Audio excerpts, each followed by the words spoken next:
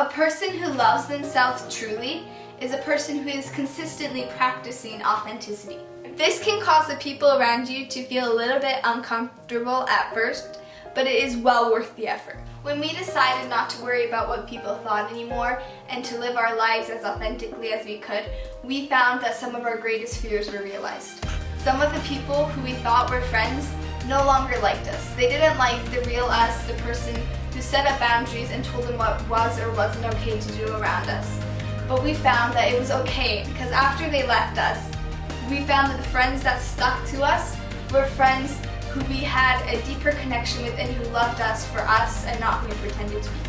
So I'm going to tell you guys a couple stories about being authentic. And while you might not think that they're maybe the best stories, but it's just to kind of illustrate the fact that being authentic is a lot of little choices made every single day and throughout your lifetime to be who you really are. So when I was 13, I had really bad acne, really bad. Lots of people at that age is when they start to wear makeup and they start to shave their legs and do things like that and just kind of prep themselves a little bit more.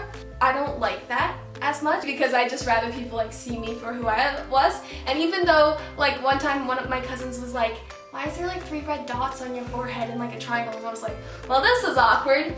I could have worn foundation and just made it look a little bit nicer. I didn't, just because I didn't want to start a habit that I know I didn't like. And I'm not trying to say that people who wear more makeup is they're not being authentic. That's not true at all. I wear makeup on different occasions. It's just the day-to-day basis for me personally, my personal preference. I don't prefer to wear a lot, so I don't. But every single person has their own preference and their own needs and their own lifestyle to uphold. So that is totally okay. Another time that in my life I have been different and authentic, and this is my total personal preference. I'm not judging anyone else who does this, but I just made a choice not to date in high school. I was like, no, I didn't want to date in high school. And while I did like guys 100%, I had a couple guys who were interested in me, and one tried to hold my hand. I was near the end of high school, so I was fairly old to not have held anyone's hand. And he was like, what? We were on a hike, and then at the end he tried to hold my hand, and I was like, whoa, no, you can't hold my hand. I'm not letting you. And I was not shy about letting people know that. People that asked me, I would go on dates, but I would not seriously date.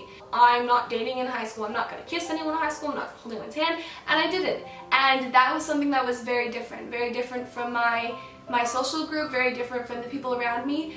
The people I chose to surround myself with and who I would tell these things, some of them were shocked. On 1 or 2 occasions I did feel judged and they just didn't see any logic to my reasoning. But on other occasions, they just respected me for my standard and respected me for this rule I had made up for myself that I wasn't going to date in high school, and there was nothing anyone could do about that. To have those people in my life who just respect me and who appreciate the person I'm trying to be, that is so rewarding and such a good feeling, because I don't have to sit there and pretend, because I'm just me. I don't put on a face and I don't say things I don't mean. That is such a relieving feeling and such a freeing feeling when you can just go day to day in your life and with your good friends and just know that they know these weird quirky things about you and they love you for it and they aren't going to try and change you. That's one thing I've actually always admired about Talia, is that no matter what the popular opinion is, she's always authentic. No matter what struggle she's going through, I have never seen her put away parts of herself to fit in with a certain group of people. She'd rather leave that group of people than to be dishonest towards herself. It is important to realize that being authentic doesn't mean you go around telling everyone everything about you.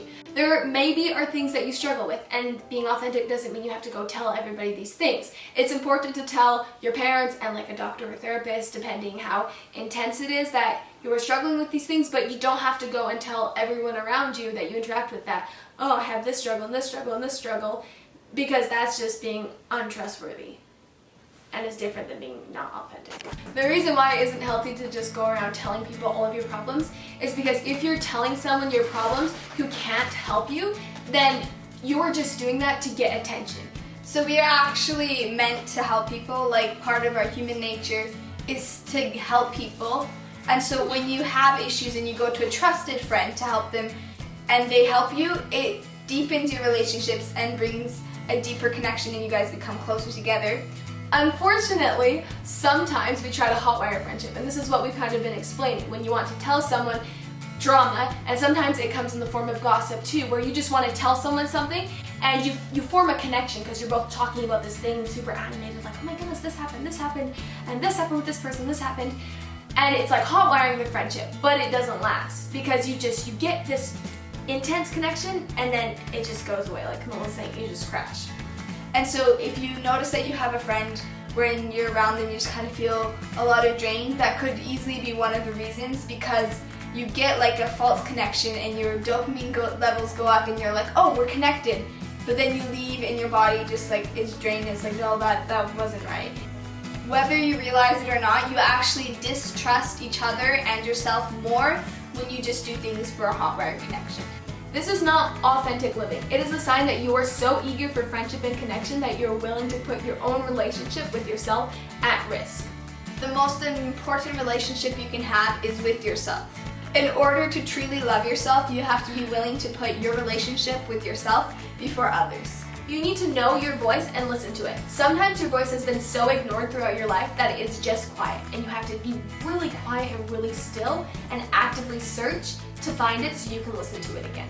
Take that time, it is worth it. This is one reason why journaling is so important. As you write, knowing you're the only one who will read this, and you're not pretending or saying these words for anyone else, you will begin to find your voice and to recognize your voice again. We need your voice. Every single person has an opportunity to make the world a better place by speaking the message that they have inside of them. But if you are not able to find your voice and you keep ignoring it, and you never share that message, then others will not be able to benefit from the wonderful message that you have to share with the world.